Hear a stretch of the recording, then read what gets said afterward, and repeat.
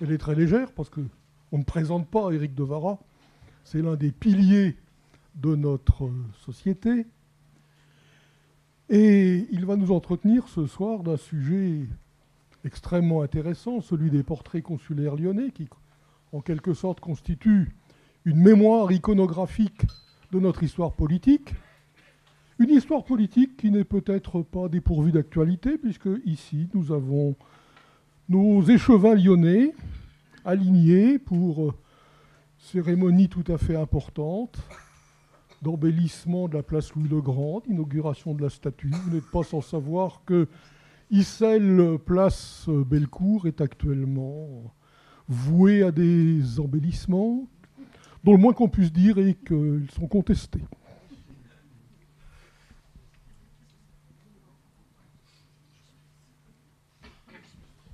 Merci, cher Président. Bonsoir, chers amis. Nous sommes le 8 septembre 1792, place des Terreaux, devant l'hôtel de ville. Il y a quelques jours... Ah oui, alors, cet animal, il fonctionnait. Ah oui, c'est ça. Allô? Ah ça y est, c'est parti, on recommence. Voilà, nous sommes le 8 septembre 1792. Là, je ne devrais pas sourire. Place des Terreaux, devant l'hôtel de ville. Il y a quelques jours, la statue en bronze de Louis XIV a été abattue. Les propriétaires des deux maisons à pilastres qui se font face place Bellecour ont été sommés de faire disparaître les blasons aux armes royales qui figuraient sur le fronton des dites maisons. À l'hôtel de ville, les armoiries sont bûchées au burin. Les médaillons en bronze du roi Louis XIV et des membres de la famille sont également détruites. Mais ce matin du 8 septembre, samedi, une intense activité se développe devant l'hôtel de ville. Des manutentionnaires déploient une activité intense. Des grands objets sont jetés dans des chariots, dans des charrettes, des objets longs et plats. Une fois remplis, ces charrettes se rendent au Breteau. C'est un va-et-vient incessant ce jour-là.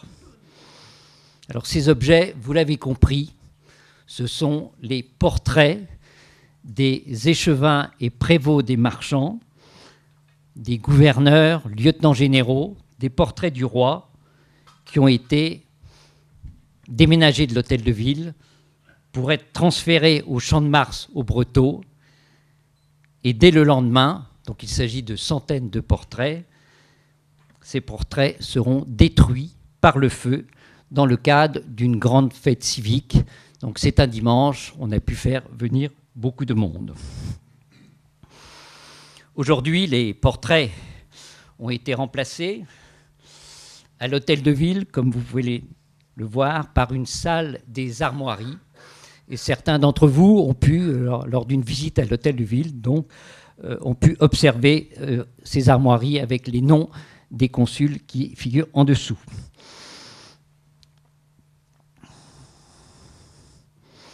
Certaines de ces armoiries, vous qui connaissez Lyon, ont été reprises et figurent dans la rue Juiverie et ont été placées à la manière d'enseignes du Moyen-Âge. Et donc, on peut les observer aujourd'hui. C'était une initiative il y a peut-être une trentaine d'années de la part de la municipalité de Lyon et du Crédit foncier de France.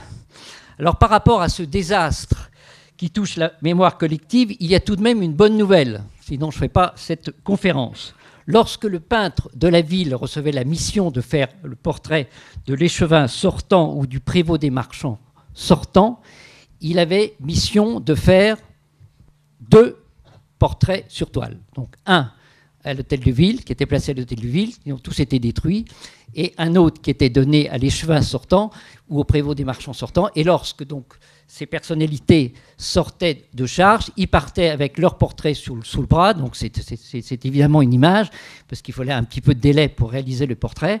Ils portaient également avec la bourse de jetons, avec les armoiries, à leurs armoiries, donc ces jetons étaient en cuivre et en argent. D'ailleurs, il y a tout un marché, on voit sur Internet, d'achat et de vente de ces jetons lyonnais, et ils partaient également avec l'armorial consulaire, avec les noms de tous les prévôts des marchands et consuls avec leurs armoiries depuis 1595 jusqu'à leur sortie de charge.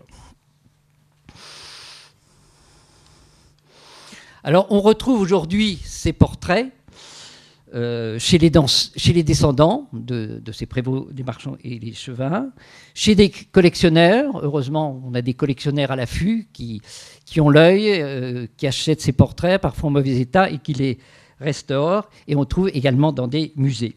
Ce qui fait qu'aujourd'hui, je suis en mesure de vous présenter une ébauche de ce qui pourrait être un catalogue raisonné de la production lyonnaise de portraits consulaires. Alors, pour nous permettre de rentrer dans le sujet, je vais vous présenter un visuel où je vous présente en vrac 7 portraits d'échevins. C'est une manière de rentrer dans le sujet. Et voilà. Je laisse quelques secondes pour que vous puissiez vous imprégner. Donc, ce qu'on peut voir, c'est que vous avez un portrait des échevins et prévôts marchands collectifs. C'est le seul que nous ayons. À Lyon, la tradition est de faire des portraits en individuel. Si vous êtes à Toulouse avec les Capitouls, on fait des portraits en collectif et en individuel. On a les deux. Donc, hormis cette exception qui n'est pas une commande officielle, à celui qui l'a fait, il n'était pas encore peintre officiel peintre ordinaire de la ville, eh bien, les portraits ne sont pas en pied, ils sont à l'eau. Ils sont en buste, ils sont à l'eau. Ils sont on appelle ça à mi-corps. En buste, ça serait un petit peu plus haut. Ils sont à mi-corps. Vous constatez que le fond est neutre. Le fond est neutre.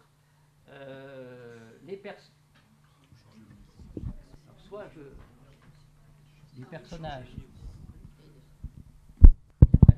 Allô. Ah, on va changer de micro, voilà. Allô, oui, c'est ça. Donc, les personnages, il y en a un qui est face à nous. Généralement, ils sont de 3/4, et même étant de... Alors, c'est le corps qui est de 3/4, et le visage, lui, se tourne vers nous. Sauf l'un, Monsieur de Clavière, qui a sans doute une apparition, et il regarde quelque chose dans la nuée. C'est celui qui est... alors, où est-ce qu'il est, notre homme? Vous l'avez deviné, il est sur la... Il est sur la... Ah, malheureusement, ça m'a mangé le... Si, on voit le regard, voilà. Mais autrement, a priori, tous ces personnages nous regardent. Ce qui les différencie, c'est la coiffure, ce qui permet aussi de dater un portrait. Donc, vous avez sur la partie gauche, cet homme-là, c'est un portrait des années 1614. Donc, la chevelure est au naturel. Vous avez la petite moustache et la barbichette classique. Le collet remonté. Tout ça, ce sont des indices quand on veut dater un portrait. Alors que sur ça, c'est Goiffon, qui était médecin du roi, médecin connu à Lyon et un échevin. Lui, il a la grande coiffure à la fin du règne de Louis XIV, de la Régence.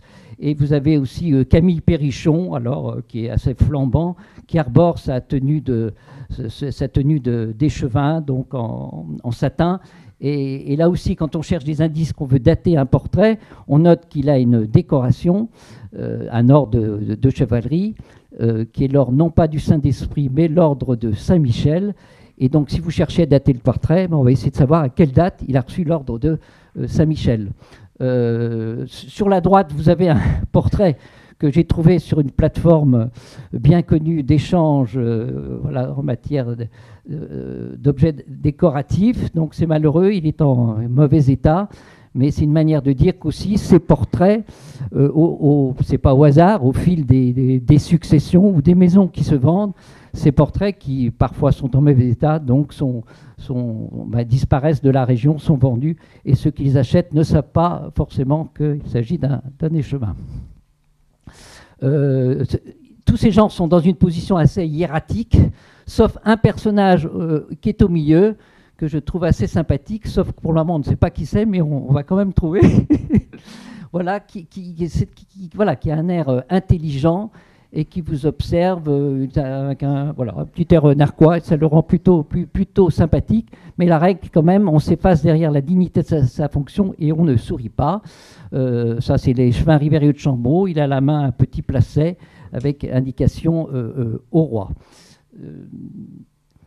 J'en ai fini avec ce commentaire qui était une entrée en matière. Alors, je prends la parole devant une société savante.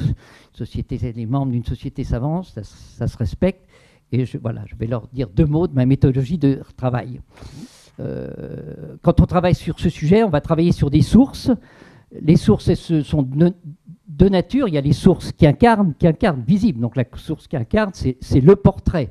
Où est-ce qu'on va trouver le portrait? Parce qu'on ne les a pas encore tous découverts, loin de là. Donc les pistes de recherche, c'est les lieux publics. Bon, ça on connaît, c'est les musées. Au musée Gadagne, je ne sais pas s'il y a quelqu'un qui représente le musée Gadagne, mais j'ai été très bien accueilli dans mes demandes.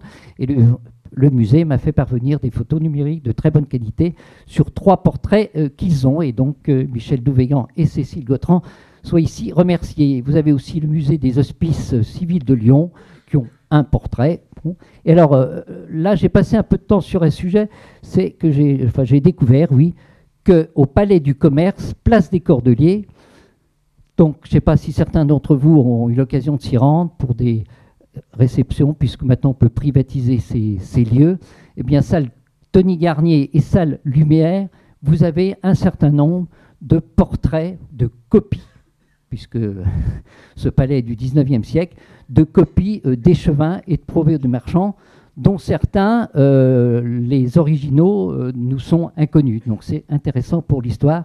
Et donc, ayez l'œil lorsque vous serez invité au palais du Commerce. Après, ce qui est public, semi-public, ce qui est en main privée, donc là, c'est toujours une quête longue pour découvrir, et c'est en parlant, d'ailleurs en parlant aujourd'hui, qu'on essaye de sensibiliser des gens qui seraient détenteurs de portraits d'échevins, qu'ils le sachent ou non, parce que parfois, ils n'en ont pas conscience. Donc, ils sont encore chez les descendants dans les familles, dans ces maisons, lorsque ces maisons n'ont pas été cédées. Et lorsque ces maisons sont aidées ou à l'occasion de succession, eh bien, ces tableaux partent sur ce qu'on appelle le marché de l'art. Et là aussi, on peut, par des outils de veille, récupérer ces informations, sauf que, voilà, moi je regarde, je sais que vous regardez aussi. Si vous mettez comme outil de veille échevin lyonnais, oui, parfois vous allez pouvoir avoir une information, mais le tableau qui va être mis en vente, voilà, ça va être un magistrat lyonnais, ça va être un ecclésiastique, parce qu'il a ce rabat noir, et voilà.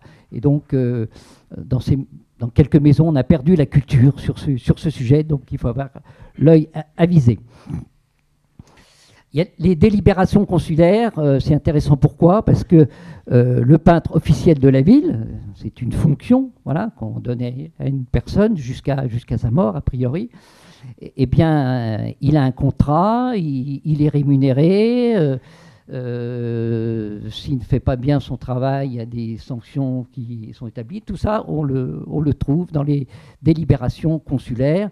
Et on voit des choses assez touchantes, d'ailleurs, pour certains de ces peintres, lorsque l'un meurt en charge. On nous explique dans une délibération que la veuve n'a pas les moyens, qu'il est mort pauvre, et on va donner une petite dotation pour élever les enfants, ce qui voulait dire qu'on ne s'enrichissait pas en étant peintre ordinaire de la ville de Lyon, et qu'ils avaient tous une activité avec des clients privés à côté. À côté de cela, ça c'est la matière brute et le corpus d'analyse. Il y a des chercheurs qui ont travaillé sur le sujet. On va leur rendre honneur. Eugène Vial qui a travaillé sur le costume consulaire. Alors pourquoi le costume consulaire c'est important? Si je suis portraitiste, c'est quoi le code? Le code couleur, le code du tissu. Voilà, il y a un code. Les chevins ne portent pas le même tissu que le prévôt des marchands, etc. Donc Eugène Vial a travaillé là-dessus. Il nous a donné une indication intéressante, mais le problème c'est que ça date de 1904.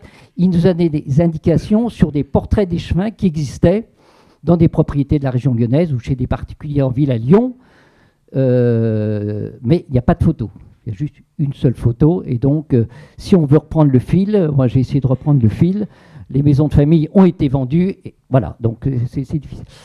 Il faut rendre hommage à Sylvie Martin dans le bulletin des monuments français en 1932, qui, elle, a révélé 21 portraits avec des photos en noir et blanc, quelques-unes en couleur. Voilà, c'était une première approche intéressante.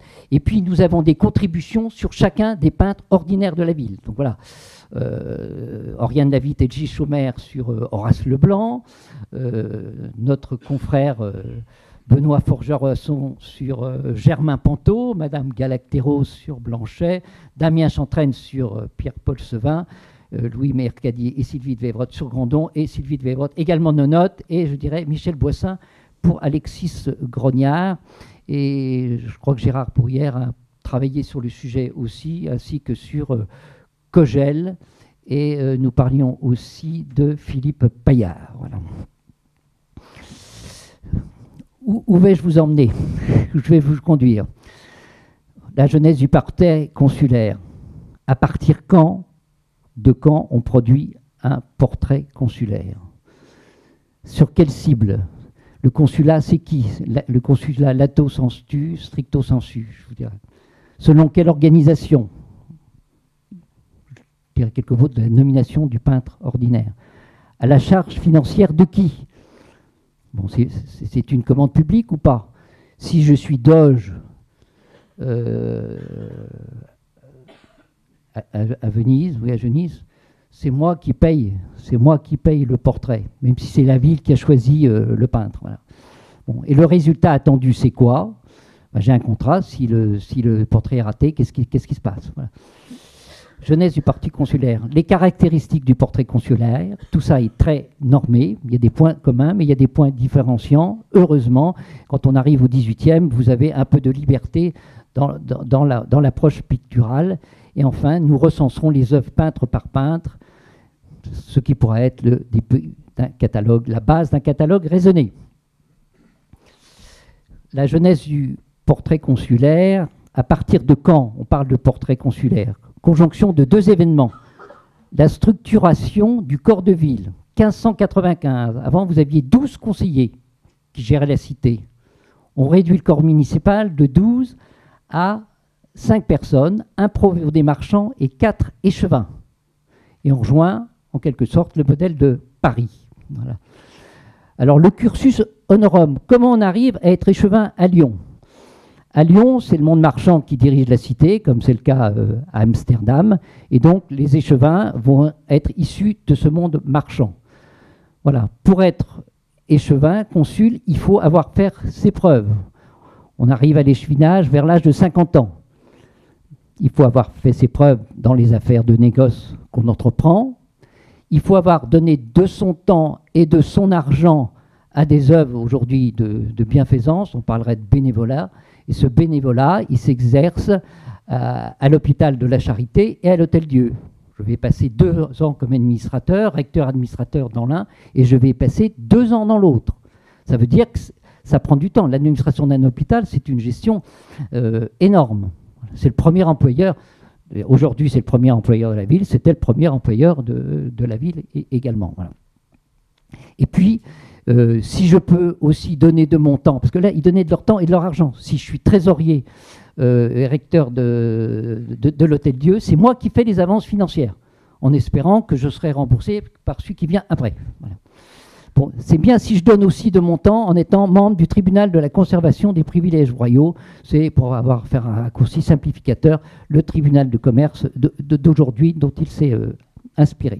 Voilà. Bon, donc voilà des gens recommandables qui ont donné de leur temps, de leur argent à la cité, et l'étape d'après, c'est qu'ils deviennent consuls, et l'étape d'après, c'est qu'à ma sortie de charge d'échevin, je deviens noble. J'acquiers la noblesse. On me fait signer un papier comme quoi je m'engage à vivre noblement. Je ne sais pas très bien ce que ça veut dire, enfin si j'en ai une idée, puisque l'année d'après, donc cette nomination, chacun de ces échevins s'empresse d'acheter une seigneurie, et voilà. Et c'est ainsi que, et de porter la particule, c'est ainsi que M. Masneau va devenir M. de Masneau, que M. Aubaret va devenir M. d'Aubaret. Voilà. Voilà, je veux dire, c'est toute la grandeur de ce modèle lyonnais que de donner la noblesse à des gens qui se sont investis dans l'intérêt général. On est nommé pour 2 ans, on n'est pas renouvelé. En revanche, quand on est prévôt des marchands, on est nommé pour 2 ans, mais on est renouvelé, alors qu'au XVIIe siècle, il se peut qu'on soit renouvelé une fois, mais au XVIIIe siècle, on peut être renouvelé plusieurs fois. Je vous donne quelques exemples. Chaulier de Sibin s'est renouvelé 3 fois, donc 3 fois 2, 6, renouvelé 3 fois après son premier mandat, ça fait qu'il est là 8 ans. Perrichon a fait 4 mandats après son premier mandat, Leclerc de la Verpillière a fait 3 mandats, Regnault de Belcis 1, Riverieux de Vara et Laurent Dugas 2. Voilà, pour citer ceux qui ont été renouvelés. Voilà. Donc nous avons un modèle qui va perdurer jusqu'à la Révolution, qui est stable. Autre élément, un costume définitif est arrêté. Vous allez me dire, c'est pas très important, un costume. Si, voilà, parce que pour le peintre, c'est important. Et il va falloir une 30aine d'années pour définir les règles du jeu pour le costume consulaire et pour arriver à un modèle où on a la robe de damas pour les chevins, on a la robe de satin pour le prévôt des marchands. Et donc c'est un signe distinctif lors des grandes cérémonies pour des événements comme celui de la cavalcade faite à la publication de la paix de 1660.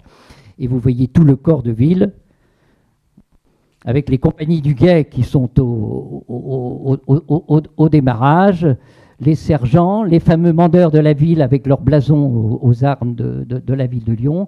Et puis nous voyons les échevins, mais le prévôt des marchands, les échevins derrière. Le prévôt des marchands est à côté de ce qu'on appelle le président ou le lieutenant particulier en la sénéchaussée et siège présidial, voilà, qui était l'institution judiciaire locale. Voilà.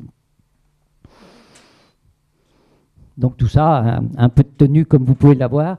Ces messieurs ont un couvre-chef, comme vous pouvez le constater. Donc ce qu'on appelait les mandeurs, voilà, c'est ces 2 personnages qui présentent les armoiries de la ville de Lyon. Là, ici, il s'agit, je vous donnerai le nom après. Donc voilà ce qui est important. Lui, c'est M. Prévost des Marchands. Bon, alors lui, il n'est pas prévôt des marchands, il est échevin. Donc vous constatez que le col est un peu différent. Vous voyez, il y a des tas de codes qui permettent de dire, voilà, toi, tu es à cette place, mais toi, tu es à une autre place.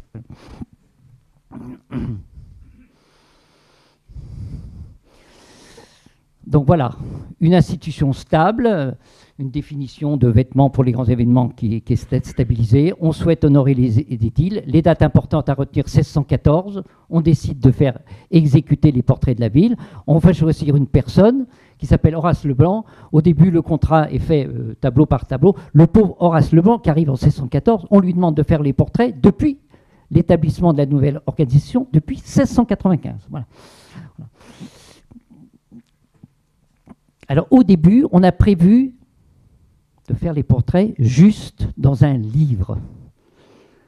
Dans un livre, c'est un recueil de parchemins, et après on le relit, ça devient un livre.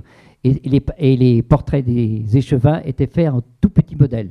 Et puis, alors ça c'est ce que faisait à Toulouse, immédiatement l'année d'après, on a dit maintenant, on passe au grand modèle qui figurera dans les grands salons de l'hôtel de ville. Au-delà de son métier de faire du portrait, voilà, celui qui a en charge, donc là, le peintre ordinaire, doit s'occuper des décors éphémères. À Lyon, on fait des fêtes pour des tas d'événements, des naissances d'enfants royaux, des mariages, la paix dans ces temps de guerre. Et donc, il y a des constructions éphémères qui sont faites, des arcs de triomphe, et donc il y a des décorations, des peintures qui sont faites là-dessus. Et c'est toujours cette personne qui en a la responsabilité. Juste, voulez-vous lire cette délibération consulaire ? L'édicieur, considérant qu'en principale ville du royaume, la coutume louable est que celui qui sert le public en qualité de prévôt et échevin ou capitoul délaisse à la postérité leurs portraits qui sont dans un livre au début, et qui est assez fin, soigneusement conservé pour servir d'aiguillon à la dite postérité. On ordonné que les portraits de tous les dits prévôts et marchands et échevins, depuis que le corps de ville a été réduit à un prévôt, des marchands et 4 échevins, à l'instar de la ville de Paris, seront mis et insérés dans un livre selon l'ordre de leur élection pour mémoire à la postérité de leurs vertus et services, comme ici des gouverneurs et lieutenants généraux du gouvernement. Alors, les caractéristiques du portrait consulaire, je vous donne un exemple. Donc, qu'est-ce qu'on peut dire de ce portrait consulaire? Donc, voilà, l'homme n'est pas très souriant, ce n'est pas l'important, c'est la dignité de la fonction qu'il représente qui est important. Donc, c'est son costume, donc son ample manteau de damas, ce manteau est ouvert et on peut observer, alors je ne sais pas si on peut l'observer, mais effectivement, il a une ceinture et donc une soutane avec des boutons, un rabat à 4 morceaux et cette grande chevelure qui était en usage à la fin du règne de Louis XIV et au début de la Régence. Donc le portrait triste n'a pas fait de cadeau, l'homme est représenté tel qu'il est, voilà, il a des rides, il a un double menton, mais voilà, c'est la réalité, on n'est pas dans le paraître. Le format qu'on trouve généralement au 18e, c'est un format 80-60, donc c'est toujours intéressant quand on se pose des questions sur un portrait qu'on découvre, voilà, et qui pourrait être un portrait d'Échevin. Donc je l'ai dit, il est toujours à mi-corps. Si les manches sont visibles, alors là juste un petit commentaire, si les manches sont visibles, généralement il y a de la dentelle autour, et le rabat bordé de blanc, va évoluer, là il est en quatre morceaux, en 4 parties, pardon. Donc vous avez vu peu d'émotion sur ce portrait. Alors les points différenciants sur un portrait. Les mains. Quand vous alliez voir M. Rigaud à Paris, donc il vous est rentré dans un atelier avec des portraits. Il dit « Bonjour monsieur, vous voulez un portrait en pied, c'est tant. » Donc en pied, c'est du bas en haut. Maintenant, ah non, vous voulez moins cher, donc on va faire un portrait à mi-corps. Ah, on va faire un portrait en buste. Bon, alors mettons, on va prendre le portrait à mi-corps. Alors maintenant, ah, c'est toujours trop cher. Donc, alors on va discuter des mains. Les mains, c'est ce qu'il y a de plus difficile à faire pour, voilà, vous voyez la qualité d'un portraitiste à la manière dont il traite les mains et la manière dont il traite le regard. Donc voilà, on va vous faire 2 mains. Ah, écoutez, je vais vous faire une main. On va faire une main. Voilà. Et voilà, on a toute une gradation. Voilà. Mais là, on est dans le domaine privé. Le portraitiste de la ville, et on ne facture pas. Lui, il a une rémunération de gage de 2 temps par année. Voilà. Donc, on a parfois une main, très rarement 2 mains. Et avec le temps, ce qui peut changer, c'est la coiffure et c'est les objets divers qu'on va pouvoir avoir dans le tableau. Et ça, on va le voir chez Nonote. Lui, il prend cette liberté, il va vous ajouter un fauteuil. Alors, quand on voit un tableau, on ne sait pas de quand ça date. On sait quand même distinguer un fauteuil s'il est Louis XVI, Louis XV, Régence, etc. Donc, ça nous donne une indication. On va mettre éventuellement des tentures derrière, on va mettre éventuellement une bibliothèque. Nonote s'y est un peu voilà, exercé. Et puis, on va éventuellement donner un indice. Voilà, ça c'est un portrait de Benoît Cos, qui était échevin vers les années 1780, je crois. Bon, alors je n'ai pas travaillé sur le sujet, mais il présente un plan, et donc ce monsieur devait avoir responsable de l'intendance des bâtiments, et il a eu un rôle pour la construction ou la rénovation d'un bâtiment. Et donc, si je n'avais pas eu le nom de ce personnage, ça aurait été un indice pour chercher. Voilà. Donc voilà, on va essayer de savoir ce que Benoît Cos a suivi comme chantier. Donc merci au peintre d'avoir donné ces indices. Voilà. Dans les accessoires, il y a souvent chez les avocats, par exemple chez l'avocat Braque, eh bien, il est présenté avec la main sur un livre. Et voilà. Et donc le livre... la photo que je n'ai pas assez bonne, mais sans doute il y a la mention du livre et ça doit être marqué Codex Justitianus, Code de Justinien ou autre chose. Voilà. On a des indices. Donc merci à Nonote parce qu'il nous aide dans la recherche de portraits. Nous en arrivons aux peintres ordinaires de la ville. Ils sont 11 tout de même. Je ne vais pas passer autant de temps sur chacun. La plupart ont fait leur passage par Rome. Un peintre qui se respecte au XVIIe et au XVIIIe passe par Rome. Et généralement, ils passent par Rome, mais ils reviennent tous quand ils reviennent en France, ils reviennent par Lyon, parce que c'est le point de passage obligé quand on arrive d'Italie, qui ne s'appelait pas encore l'Italie. Bon, donc on s'arrête à Lyon, soit on reste à Lyon, soit on part à Paris ou ailleurs. Donc la plupart sont passés par Rome, où ils sont allés chercher un maître, ils ont appris, ils se sont fait des relations dans le monde de la peinture. Lorsqu'ils sont nommés, a priori, ils sont nommés à vie. À Lyon, il y en a certains qui sont morts dans leur bureau. Leur bureau qui était leur logement de fonction aussi.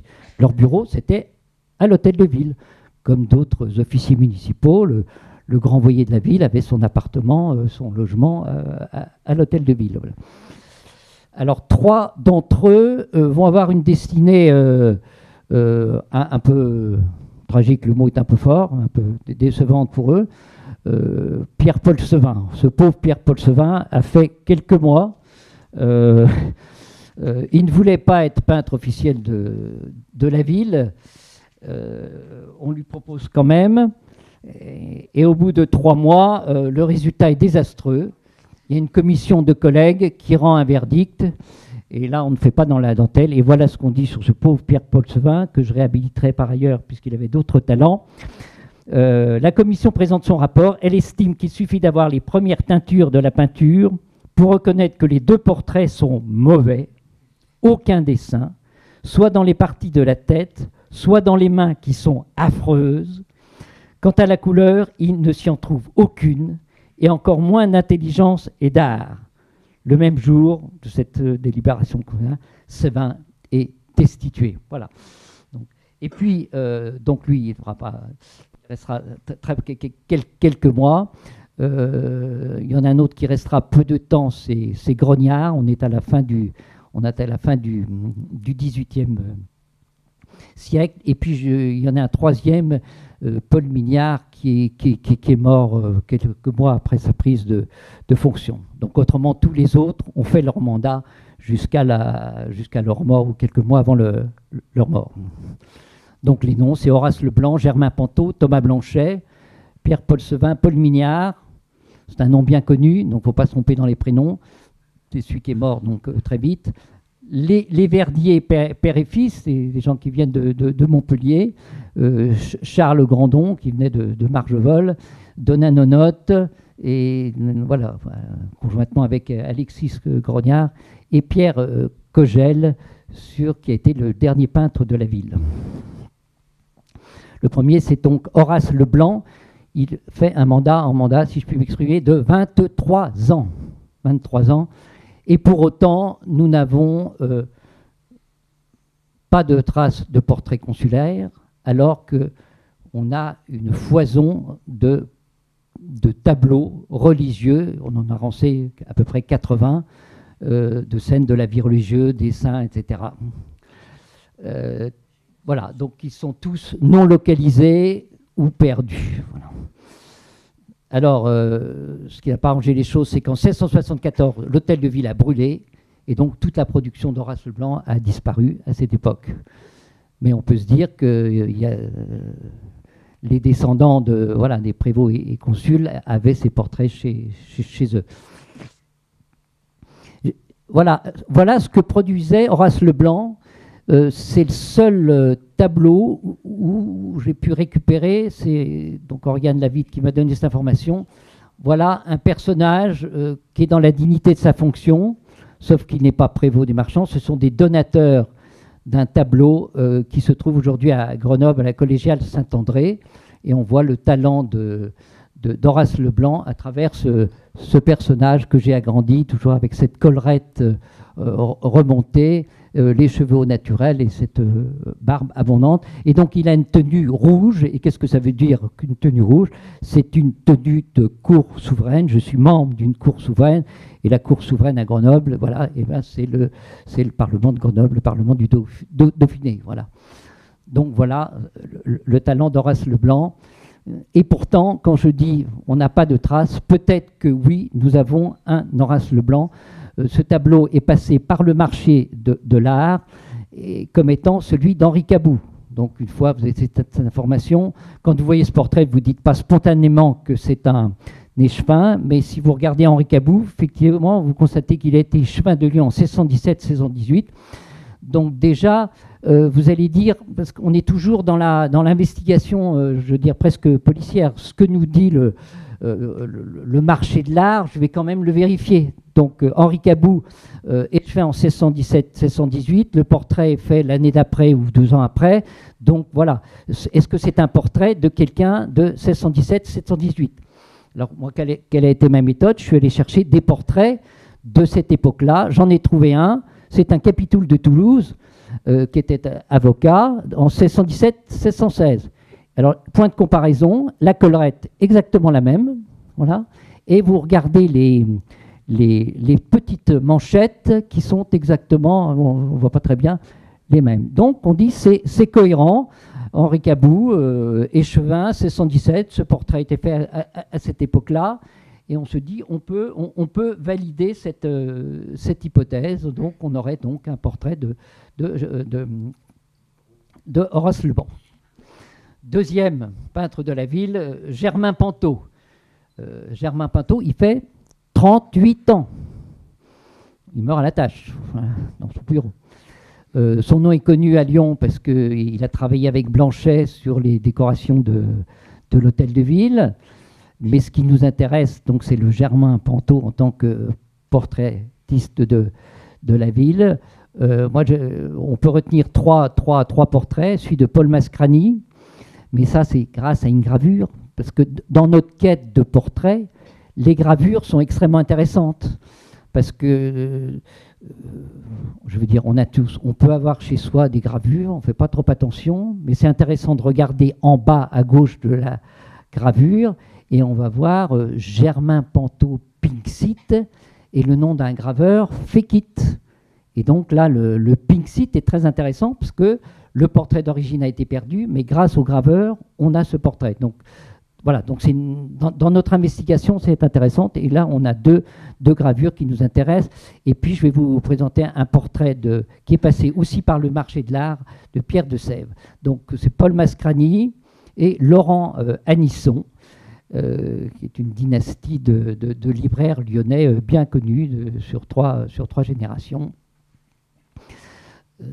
Donc voilà, ces gravures qui datent de la peinture de 1670, 1670, il était Chevin 71, à sa sortie de charge on fait le Chevin, et globalement on peut dire c'est un portrait qui date de 1672. Vous remarquez donc la texture de Laurent Anisson, c'est du damas, vous imaginez le damas, le grand rabat en 2 parties, transparent, avec le petit liseré blanc tout autour, et les points de fronçage, je ne sais pas comment on dit, sur l'épaule. Voilà. Donc je disais Anisson, ils sont intéressants parce que c'est 3 dynasties de libraires, et les libraires parisiens en étaient jaloux parce que leur activité était en passe de dépasser l'activité, et donc ils ont été intelligents, ils les ont fait venir à Paris et ils sont devenus directeurs de l'imprimerie nationale, directeurs de l'imprimerie royale du Louvre. À côté, nous avons un Mascrani, et je dis bravo au peintre parce qu'il l'a pris au naturel, on n'a pas essayé de l'arranger. Donc ce monsieur a un double menton, il a des cernes et il fronce les sourcils, donc il est pas tout jeune, mais on est au XVIIe siècle, on n'est pas encore dans l'âge du paraître qu'on va voir à partir de la Régence et après. Donc il est intéressant toujours. Vous voyez, le rabat, c'est ça. Et puis là, vous avez des cordelettes, et vous avez ce qu'on appelle les glands de la cordelette qui permettaient de tirer la cordelette. Vous pouvez nous expliquer comment on mettait le rabat? Non, je crois que c'était. Il me semblait que ça s'accroche par derrière et ça se tire, ça se serre par ici. C'est pour ça qu'on voit toujours ces 2 cordelettes en transparente qui se terminent par deux glands.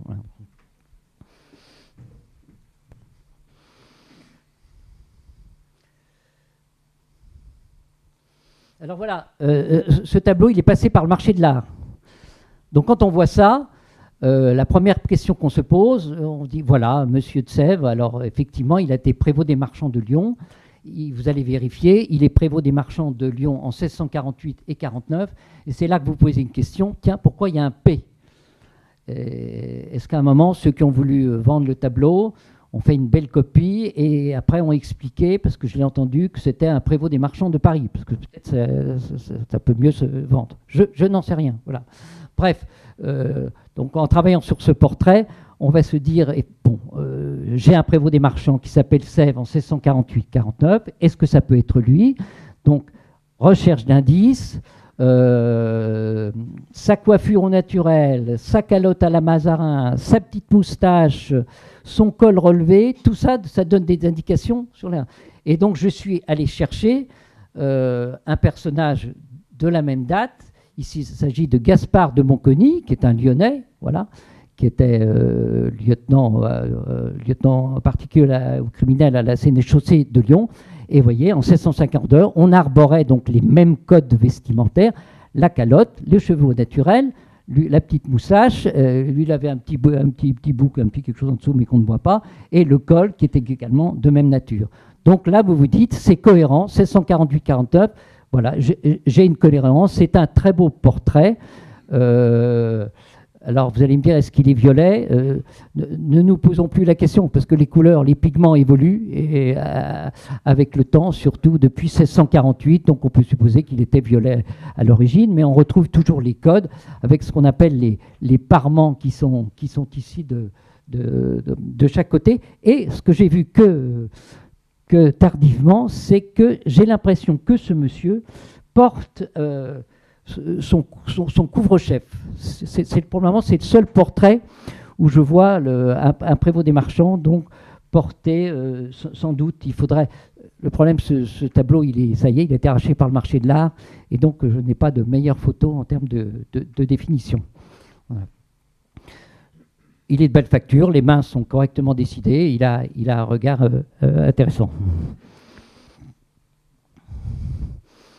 Thomas Blanchet, il est très connu pour des tas de raisons, polyvalent, il est connu pour les grands décors de l'hôtel de ville, il travaille avec Germain Pantot, c'est un homme, il est architecte, sculpteur, graveur, organisateur, il a tous les talents. Mais ce qui nous intéresse aujourd'hui, c'est les portraits, et donc je vais vous présenter dans ma moisson donc 3 portraits, dont un grabé. Voilà, alors ça c'est un portrait intéressant, parce qu'il n'est pas connu. C'est le portrait de Léonard Bathéon, donc, qui a été échevé en 1678-79. On constate que le vêtement n'est pas très travaillé, mais que le visage, lui, est intéressant, une fermeté dans le visage. Et il a encore tous les codes de la mode de l'époque, avec la petite moustache et la petite barbichette qui est en dessous. Ce qui est intéressant aussi, c'est qu'il y a un blason qui est mentionné. Parfois, sur les portraits, vous aviez des blasons, donc ce sont des indicateurs aussi dans nos recherches. Ces blasons n'ont pas forcément été mis à l'origine, mais ont été rajoutés plusieurs générations après. Donc après, voilà, il faut parfois vérifier si c'est cohérent. La main est bien dessinée et vous avez une collerette au bout des manches qu'on retrouve sur un autre portrait de Blanchet que je vous montrerai après. Là, vous avez Constant Sylvacane qui a été aussi prévôt des marchands. Et là, Thomas Blanchet fait quitte. Hein. Thomas Blanchet fait quitte. Et puis, c'est Tourneseur qui a fait cette gravure et qui nous permet de garder la mémoire de ce personnage. Alors, c'est intéressant parce que sur les gravures, il y a toujours des codes qui nous indiquent, qui sont intéressants sur le personnage. Il y a plein de médailles. Donc, ce monsieur, il a été président en la Cour des monnaies, non pas de Lyon, parce qu'elle n'existait pas encore, mais de Paris, mais en étant commissaire pour le Lyonnais et plein d'autres régions autour de Lyon. Et ce qui explique toutes ces médailles qu'on retrouve, ce ne sont pas des monnaies, ce sont des médailles. Voilà, c'est un clin d'œil par rapport à son activité. Bon, je ne résiste pas, parce que, alors ce n'est pas un portrait d'échevin, mais, je vous l'ai dit, le peintre de la ville avait pour mission de peindre les échevins, le gouverneur, le lieutenant général. C'est qui le lieutenant général? C'est lui qui qui est là quand le gouverneur n'est pas là. Le gouverneur, c'est toute la dynastie des Villeroy qui se sont succédés de père en fils. Ils sont souvent à Paris, à la cour, à Versailles. Et en l'occurrence, Camille de Neuville était le frère du maréchal-duc de Villeroy et en tant que lieutenant général, représentait le gouverneur. Et donc, c'est le seul moment dans l'histoire de Lyon où le pouvoir civil, militaire et religieux a été tenu par un seul homme pendant 43 ans. Et ça s'est bien passé.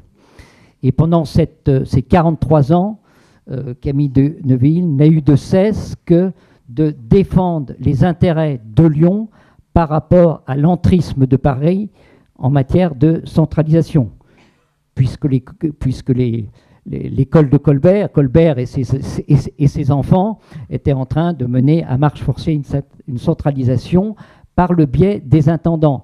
Et ce cher homme, Camille de Neuville, a usé 6 intendants qui se sont succédés. Voilà. Et les uns il y en a même qui sont morts à la tâche.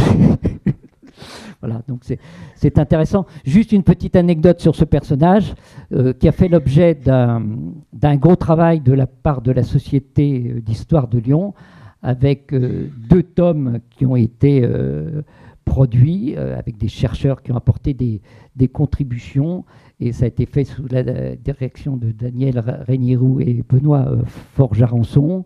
Et voilà, pour ceux qui veulent creuser sur ce personnage, il y a beaucoup de matière. Une anecdote, donc il n'en faisait qu'à sa tête, mais c'était pour défendre les intérêts de Lyon. Même le roi n'a pas pu lui faire entendre raison. Il y a un moment, le roi envoie le gouverneur. Enfin, le gouverneur, c'était son frère au début et son neveu après. Donc là, c'est le neveu qui est plus jeune. Et le neveu arrive à Lyon et dit, voilà, je viens de la part de la cour, c'est plus possible avec les intendants, plus personne ne veut venir à Lyon, donc c'est vous qui allez choisir l'intendant. Voilà. Et lui, il écrit, vous n'êtes qu'un petit sot, parce que si c'est moi qui ai choisi, après, lorsque je ne serai pas satisfait, vous allez me dire, c'est vous qui l'avez choisi. Donc rentrez chez vous, je ne nomme personne, j'accepterai celui que... Voilà, et je continuerai à être celui que j'ai toujours été. Voilà, donc hommage soit rendu à Camille de Neuville à travers ce beau portrait qui est au musée Gadagne. Thomas Blanchet, alors c'est intéressant la manière dont les musées aussi racontent les histoires. Donc voilà un beau portrait, une très belle gravure d'après Thomas Blanchet Féquite, gravé par Masson, à partir d'un original. Et l'original donc serait au musée de Gand, et donc il figure là. Donc moi je l'ai inversé, vous savez quand on fait une gravure, on fait des inversions.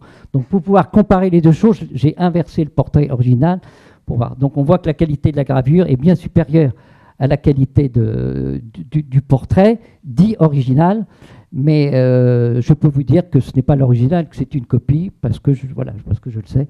Et voilà. Mais le musée de Gand laisse entendre que c'est un original. Pierre-Paul Sevin, donc grâce lui ça rendu, c'est lui qui a fait quelques mois. Il ne voulait absolument pas être peintre officiel de la ville. Son savoir-faire, c'était les emblèmes, les enseignes. Il a décoré l'ancien collège des Jésuites à Lyon, qui est le lycée Ampère maintenant. Donc vous voyez ce beau dessin avec des dessins d'emblèmes très, très, très réussis.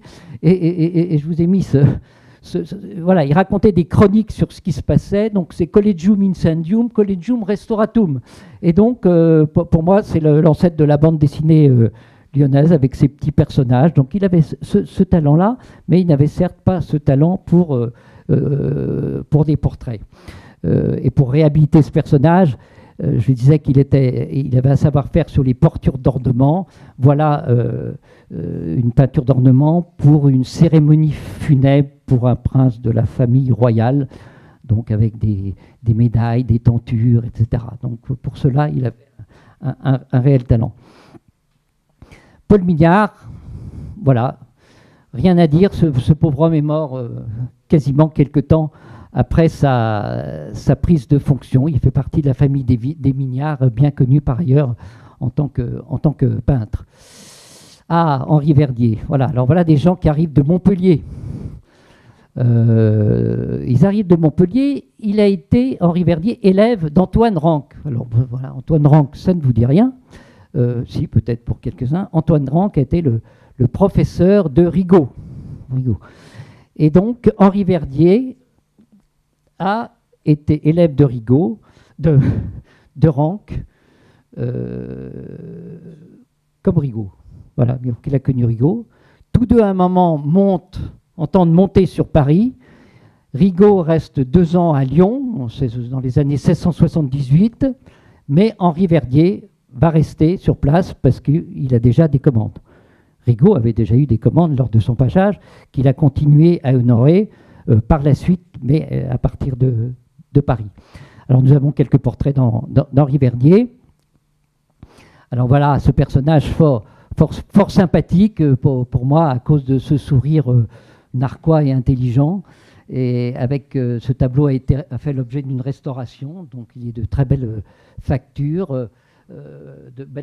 Parce que vous voyez le fond qui se détache, enfin la coiffure noire qui se détache très bien du fond.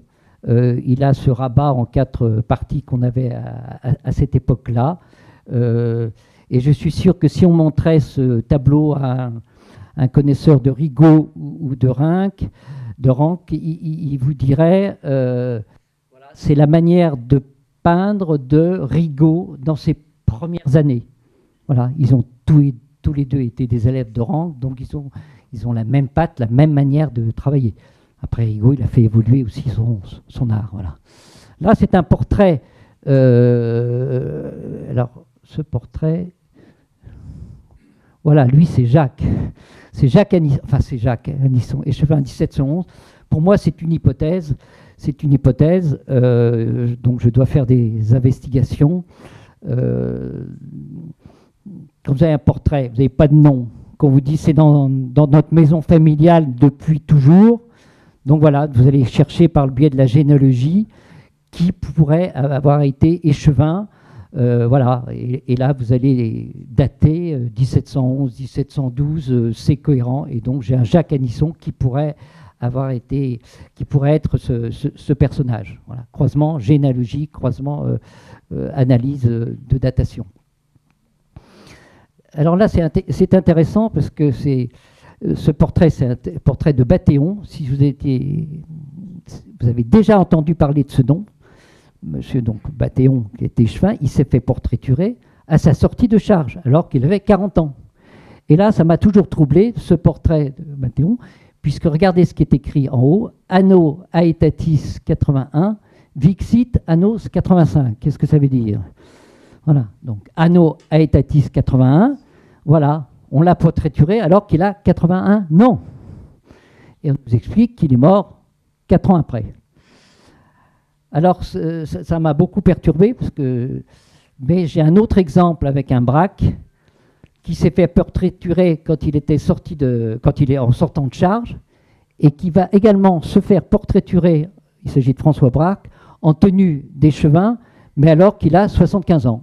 Voilà, bon, c'est intéressant, mais c'est comme ça. Mais voilà, donc un beau portrait, toujours ces coiffures exubérantes de la fin du règne de Louis XIV. Cet homme est un peu triste, voilà. Il est sur la fin de sa vie, et c'est le portrait de lui plus jeune. Voilà. Ça, c'est un portrait que j'ai retrouvé d'Henri Verdier, mais par le biais de la gravure. Et les experts qui ont commenté ce tableau d'Henri Verdier disent qu'il a la manière donc de travailler de Rigaud, du Rigaud des premières années. Ah, Jean-Baptiste Coiffon. Pourquoi je dis ah? Parce que ce portrait a une destinée où il faut absolument qu'on trouve des possibilités de le restaurer.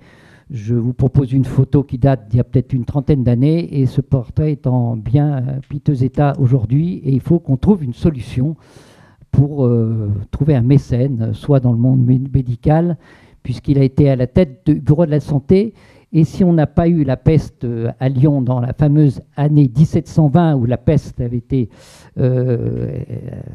décimé Marseille, 40 000 personnes mortes à Marseille, si on n'avait pas eu la fermeté de Goiffon à la tête du bureau de la santé, Lyon aurait peut-être subi la peste. Donc il a un beau parcours, il a servi à la cour de Madrid, il a fait un certain nombre d'essais justement pour expliquer comment la peste s'était développée, les causes de la contagion.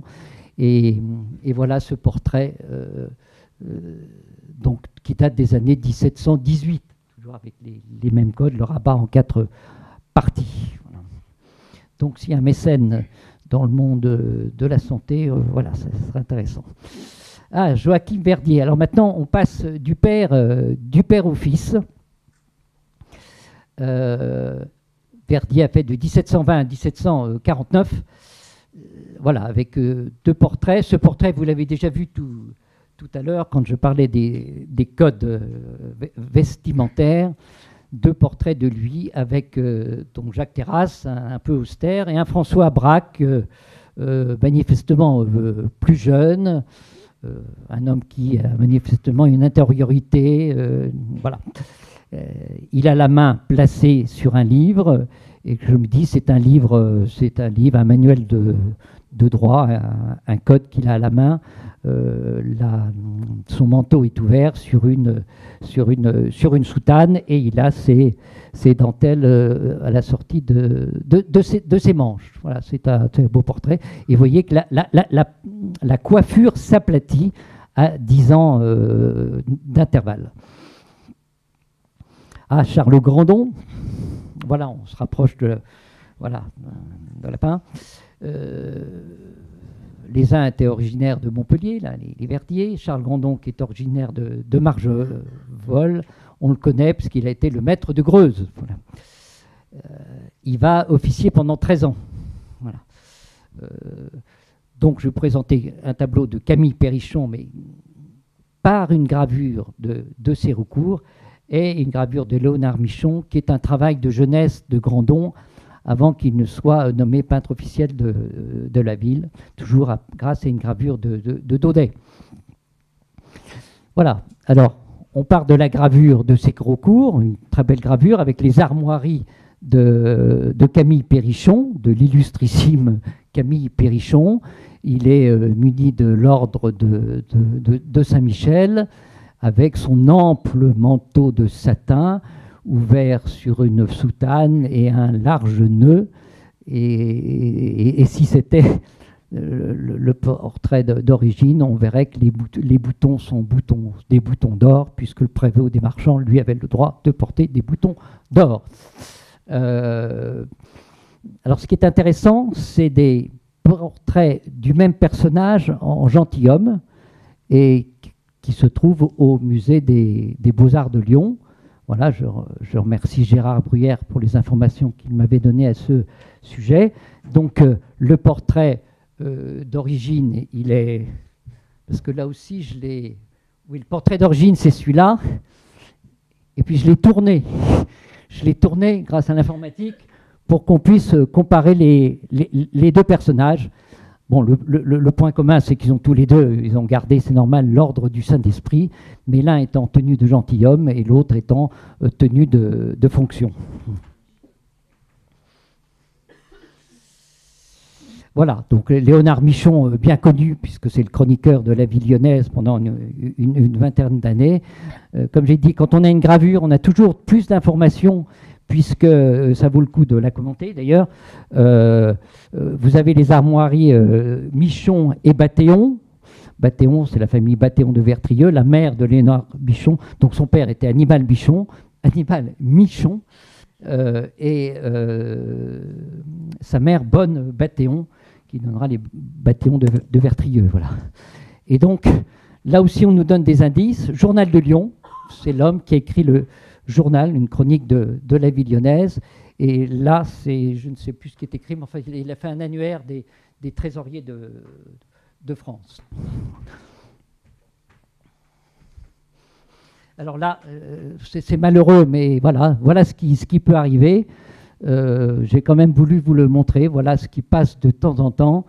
Donc il a été maltraité, voilà, et donc voilà ce qui peut en rester. Donc on souhaite éviter à l'avenir et détecter des portraits avant qu'ils n'arrivent dans cet état.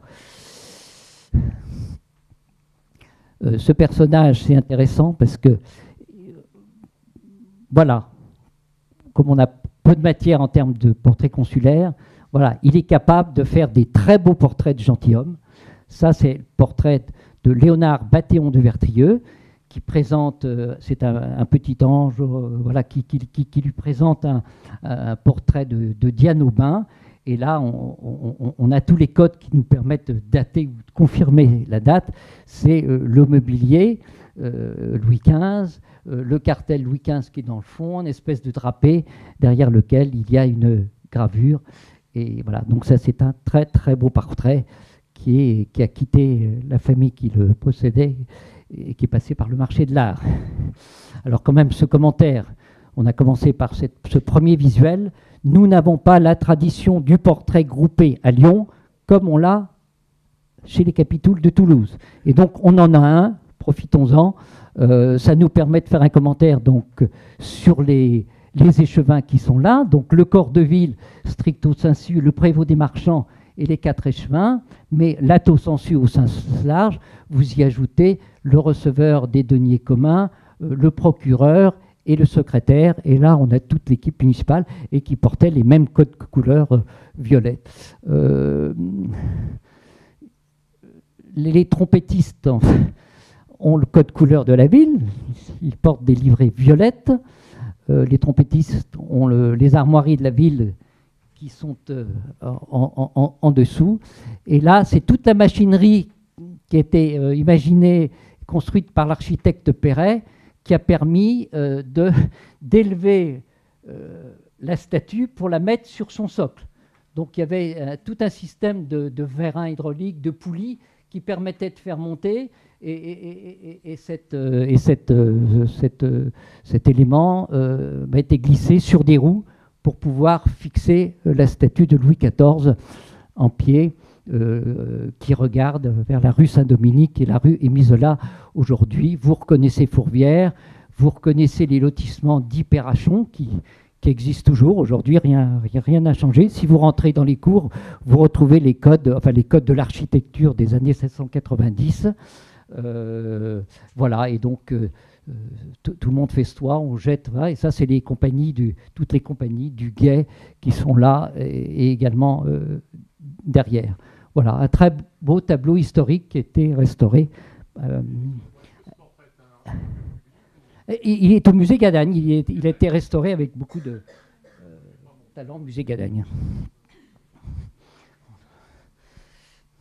Bon. Ça c'était le détail.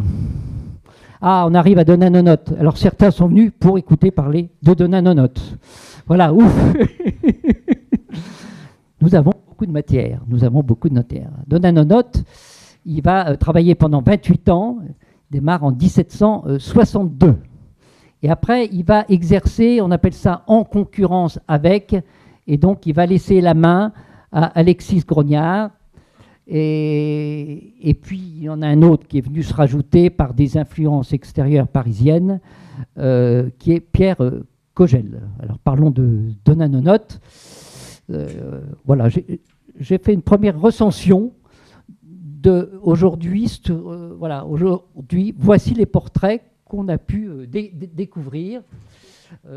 Ça part de François Deschamps, de François Rieusec, Geoffroy Chassin, François de Clébière, Camille d'Areste, c'est Camille d'Areste de Saconnet, Joly Claire, c'est un portrait qui est à Gadagne, oui, François Valesque,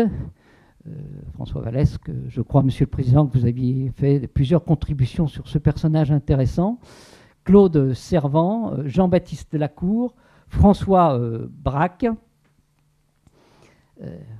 Oui, alors pourquoi j'avais mis de point d'interrogation? Parce que j'étais perturbé parce que François Braque se faisait portraiturer à 75 ans, donc ça m'avait perturbé. Alors que j'avais le portrait de lui à 45 ans. Mais donc, voilà, il fait partie des portraits de Nonote. Valou Benoît, Desrois, Chira Jean-Antoine, François Bertin du Villard, Jean-Jacob, Boeuf Honoré, seigneur de Curis, Benoît Cosse et François Roquefort. Et donc, voilà, nous allons je vais vous les présenter en groupe. Voilà, je vous laisse passer un peu de temps pour vous pénétrer de ces portraits.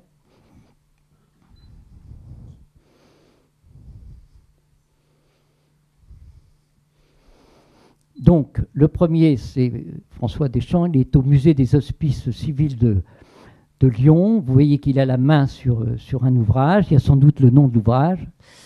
À côté, vous avez François Rieusec. Là, donc, vous voyez bien les textures du damas et vous voyez le rabat. Et on fait bien la différence, parce qu'à un moment, le rabat est donc blanc en 4 parties, et à un moment que j'évalue vers 1740-50, le rabat n'est plus qu'en deux parties, et il est noir avec un liseré blanc. Voilà. Il y a toujours des dentelles aux manches.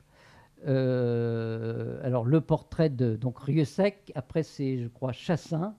Oui, voilà, c'est Chassin. Chassin, très intéressant, parce que là, la nonote s'est fait plaisir.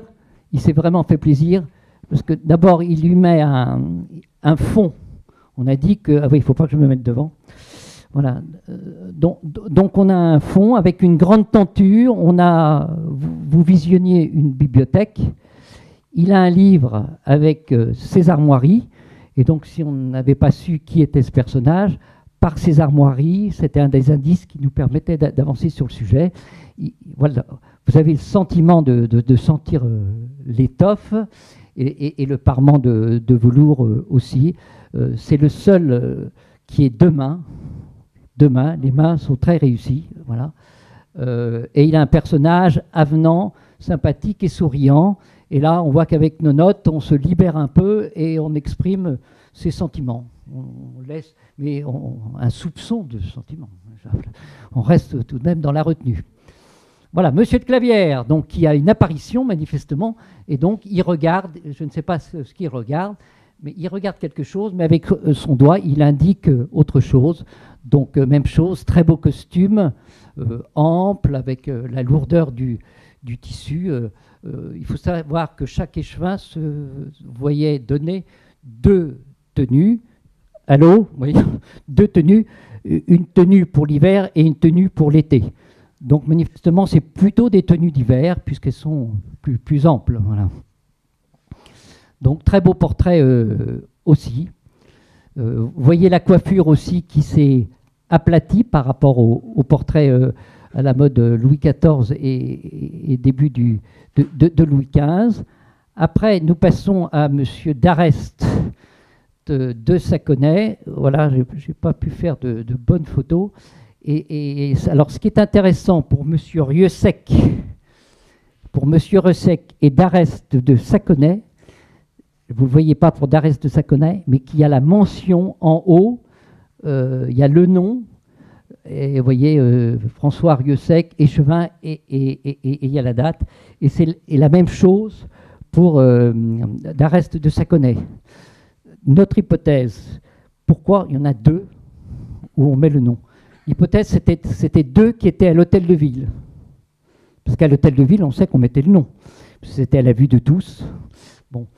Et mon hypothèse, c'est que ces tableaux ont été posés en restauration juste, avant 1792, et que donc ils ont échappé au feu de joie du Champ de Mars. Voilà. Et donc là aussi, d'Arrest de Saconnet a un soupçon de sourire. Il indique quelque chose avec ses mains, même code vestimentaire.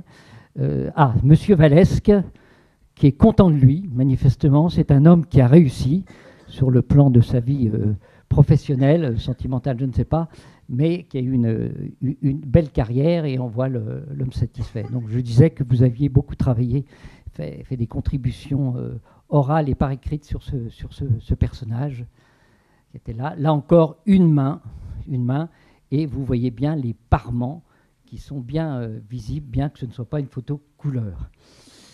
Après, nous avons... alors là, j'ai juste un doute. Non, c'est Ah si, c'est Joli Clair qui est au musée Gadagne. Voilà, très, très beau tableau qui a fait l'objet d'une restauration. Voilà, il a aussi la main bien visible, la main est réussie sur un livre avec un fond neutre. Et là aussi, dans les codes quand on cherche ce monsieur Chassin avec ses armoiries ou le code avec les armoiries qui sont sur la droite nous permettent d'avancer quand on travaille sur des investigations. Et voilà monsieur Servant qui a l'air content de lui, voilà, qui doit être dans les années 1765 avec le même code vestimentaire. On est sur les mêmes années, donc vous voyez la coiffure écrasée est similaire pour chacun d'entre eux. Alors là, nous avons Messire Lacour, voilà. Donc là aussi, dans les objets qui sont rajoutés, je vois que Lacour a, ça doit être Jean-Baptiste Lacour, Jean-Baptiste, voilà, il a une petite bague au doigt et il a un parchemin à la main, ce qui veut dire quelque chose, un papier plutôt qu'un parchemin, bien sûr, voilà. Après, nous avons François Braque, celui qui m'avait intrigué. Parce que je me suis dit, cet homme-là qui a 75 ans, donc je cherchais un Braque qui était échevin à 75 ans, ça ne collait pas. Et donc c'est le même Braque, François Braque de tout à l'heure, qui s'est fait portraiturer, voilà, quelques années avant sa mort. Ça voulait dire qu'il attachait du poids à cette fonction d'échevin qui, je le rappelle, donnait la noblesse. Après, nous avons Chirat. Là, on a un élément supplémentaire, c'est qu'il est présenté avec des gants. Je sais qu'il est aussi présent au palais du commerce à Place des Cordeliers. François Bertin Duvillard, qui, là aussi, il a des éléments nouveaux. Il travaille sur un livre, le même rabat. Il nous regarde bien en face, toujours avec le corps de 3/4. Mais il nous regarde, nous sommes face à face. Voilà, un beau portrait de qualité. Monsieur Jacob, après, je regarde les coiffures. Vous voyez, on a une similitude dans les coiffures. Là aussi, Monsieur Jacob a un document à la main.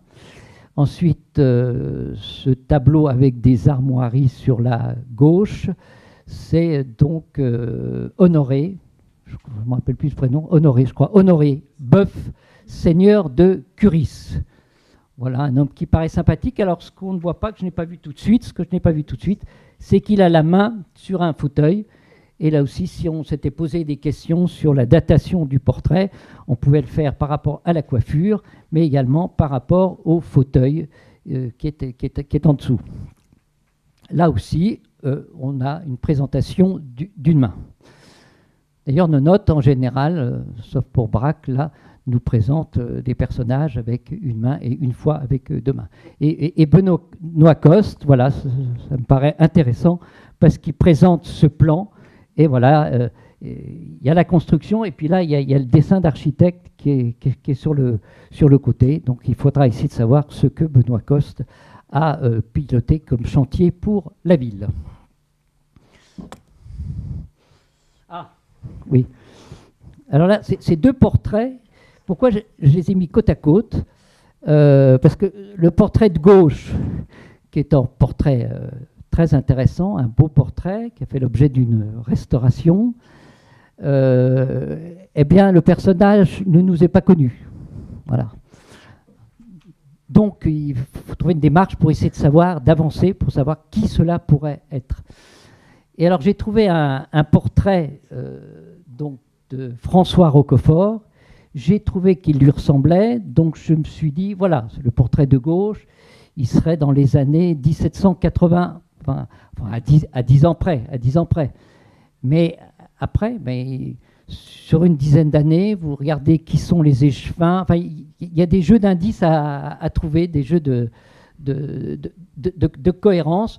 Vous voyez que la mode a changé par rapport au portrait qu'on a vu tout à l'heure, puisqu'on a la coiffure, alors avec des rouleaux, on appelle ça la coiffure au marteau, je ne sais pas pourquoi, enfin, moi je préfère les rouleaux, et voilà, suivant la mode, on a un ou deux ou trois rouleaux, mais tous les deux ont les mêmes, ont la même coiffure, donc on peut supposer que c'est une personne. Et donc voilà, ce portrait, sauf à ce qu'il y ait une mention au dos qui nous dise que c'est un nonote, voilà, donc pourrait être de nonote, mais voilà, c'est une... Mais enfin, voilà donc les questions. Là, c'est intéressant, parce que ce qui a été rajouté, il y a une espèce de drapé, voilà, qu'on ne voit pas souvent. Voilà. Et lui aussi a travaillé, alors voilà, à l'intendance peut-être des bâtiments, je ne sais pas. Enfin, il a un document de travail sous un plan, voilà. Bon, on arrive sur le dernier ou l'avant-dernier. Pour Alexis Grognard, j'ai juste un portrait à vous proposer. Donc, Alexis Grognard, il nous est connu parce qu'il est passé par Rome, donc il a peint beaucoup de paysages italiens, romans, dans les années 1770, des ruines de Rome, c'était l'époque là. Et je crois savoir qu'au musée des Beaux-Arts de Lyon, dans le fond Richard, mais Gérard Bruyère le confirmera, voilà, on a un beau fond d'œuvres d'Alexis Grognard en termes de paysages, mais pas en termes de portrait d'échevin. Donc il a un mandat court, il est révoqué au profit il est révoqué officiellement au profit de Kogel. A-t-il continué à travailler officieusement? Voilà la question qu'on peut se poser. En tout cas, on a un portrait de lui, Grognard, qui est celui de Claude Riverieux de Chambaud, qui a été prévôt des marchands en 1776-77. C'est intéressant, globalement, on n'a pas beaucoup de portraits de prévôt des marchands, donc on va parler des codes vestimentaires d'un prévôt des marchands. Déjà, sur le plan de la coiffure, il a ces rouleaux qui étaient à la mode à cette époque-là. Vous voyez bien la texture. La texture, on n'est pas du tout sur du damas, on est sur du satin. On revient sur du satin. Les manches sont reversées et vous avez toujours ces éléments de dentelle. Et puis surtout, vous avez le nœud qui est bien visible avec le nœud doré, avec du fil doré qui forme des dessins. Et comme je l'ai dit, les boutons dorés qui étaient l'apanage des prévôts des marchands. Le reste est tout à fait sobre. Et il y a un document, une lettre mentionnant au roi. On trouve la même petite lettre mentionnée roi sur un autre prévôt des marchands dont je vais vous montrer la photo après. Et nous arrivons, pour finir, à Pierre Kogel, qui est le dernier de la liste. Voilà, jusqu'à la Révolution. Alors, les uns venaient de Montpellier, les autres de Margevol. Eh bien, Pierre Kogel arrive de Stockholm. Il est né à Stockholm.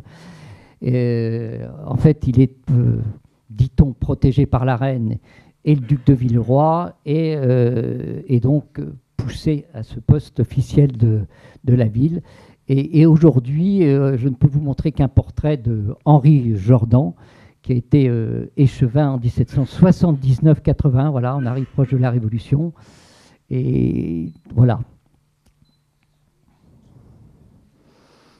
Voilà, donc les couleurs aussi avec les pigments ont évolué. C'est vrai qu'il mériterait une restauration. Peut-être a-t-il été restauré d'ailleurs. Je ne le sais pas. Je ne sais pas où il est. Si vous avez l'information. Et on finit par Fait de Satonnet, qui a été prévôt des marchands 1678-1784. Bon, c'est un beau portrait. Donc, même chose, le satin est parfaitement visible. Cette petite, on appelle ça un placet au roi. Et puis cette soutane avec ce nœud en fil doré avec les boutons dorés qui signifient donc sa position de prévôt des marchands de Lyon. Voilà, alors j'en ai fini. Juste deux, le slide, le mot est affreux, donc deux visuels.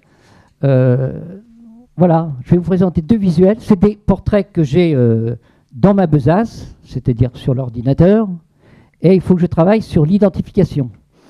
Donc à gauche, c'est un portrait, donc là on est au XVIIe siècle, là, donc là il faut que je travaille. Je n'ai pas pu regarder s'il y avait des mentions qui étaient inscrite au dos, mais voilà, c'est intéressant pour l'histoire. Le deuxième, il est passé par le marché, l'histoire de l'art. Donc là, on est post-régence, début du règne de Louis XV. Là, c'est aussi passé par le marché de l'art. Et alors, il est indiqué que c'est un échevin lyonnais, enfin voilà, le marché de l'art dit ça, hein, échevin lyonnais peint par l'Argillière. Bon. Alors, ce qui est troublant, c'est vrai, dans un portrait académique, on ne se permet pas de faire des volutes avec des nuages de toutes les couleurs. On est toujours assez sobre à cette époque quand c'est un portrait officiel. Voilà. Bon, voilà, donc question à se poser. Et là, j'en ai deux autres. Celui-là qui est très très très beau. Pour moi, il est de 1690, 1693. Voilà, donc après, quand vous dites je me trompe 10 ans avant, 10 ans arrière, quels sont les prévôts des marchands? Après, vous savez que ce portrait est dans une famille, donc vous allez essayer de, par les branches, de remonter et de poser des hypothèses. Et ça, c'est passé par le marché de l'art. Je me demande si lui, on n'a pas dit que c'était un ecclésiastique. Bref, pour moi, voilà, c'était les années 1750, mais ceci, ce sont de beaux portraits. Et voilà. Et puis, pour vous dire les interrogations que je peux avoir là, je termine sur ce... Voilà, là, j'ai un portrait de Jean Claret. Bon, tout le monde connaît les Clarets qui sont devenus les Clarets de Fleurieux. Et donc, ce serait donc Jean Claret ou Blaise Claret, qui a été échevin en 1690. Et donc, moi, ça me perturbe parce que, voilà, ce n'est pas une coiffure de 1690. Alors, sauf à ce qu'il y ait une restauration hasardeuse où le haut de la coiffure, on l'a écrasé, mais tout est possible. Hein. Voilà, donc là, ça me pose une question, mais incontestablement, il s'agit d'un portrait d'échevin. Et je trouve, parce que j'ai mis côte à côte Braque et Claret, que la façon de peindre se ressemble dans la manière de travailler le tissu. Voilà. Qui n'est pas du tout la même que celle de Nonote, où on voit beaucoup plus le damas. Voilà, voilà. François Braque, qui est un homme sympathique, avec ce sourire, et Claret, qui est un homme qui a l'air malin. Voilà. Bon, j'en ai fini. Pourquoi je termine sur les capitules de Toulouse? Les capitules de Toulouse, c'est un livre qui a été publié à Toulouse, qui fait le recensement, justement, des prévôts des marchands et, j'allais dire, échevins. Non, ce n'était pas les prévôts des marchands, des capitules de Toulouse. Et voilà.